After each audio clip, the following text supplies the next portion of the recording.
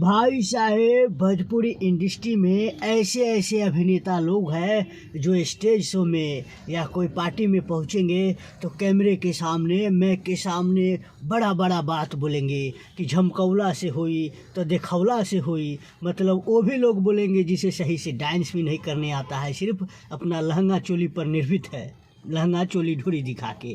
खैर, किसी का नाम लेना गुनाह है तो नाम नहीं लेंगे। और वही लोग आके अटक जाते हैं सिर्फ लहंगा चोली ढोरी। कभी लहंगा पे भाला चलाते हैं तो कभी लहंगा पे गोली चला के धधकाते हैं। अरे शर्म करो, शर्म करो। क्यों अपने आप को तुम लोग भोजपुरी इंडस्ट्री के अभिनेता कहलाते हो? तुम लोगों को कुछ नहीं आता, सिर्फ लहंगा चोली ढोरी यहीं पे आके अटक जाते हो और अपने आप को बड़का अभिनेता बताते हो।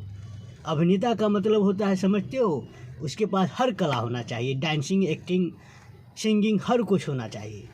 खैर मतलब किसी कोई भी कलाकार को ऐसे दूसना नहीं चाहिए, लेकिन आखिरकार ये लोग लहंगे चोली पे आके अटक जाते हैं। खैर दोस्तों, इस वीडियो को शेयर जरूर कीजिएगा ताकि जो लोग कहते हैं झमकौला से हुई, दिखौला से हुई, तो कुछ आगे बढ़ के तो करो।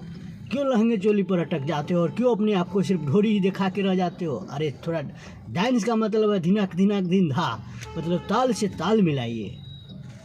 खैर, इस वीडियो को दोस्तों शेयर कीजिएगा।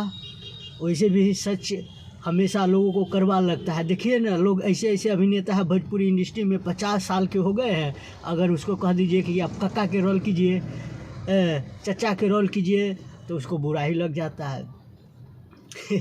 खैर भाई, इस वीडियो में इतना ही। वीडियो को शेयर जरूर कीजिएगा ताकि लोग सच्चाई जाने, क्योंकि हम हमेशा सच्चाई बताते हैं।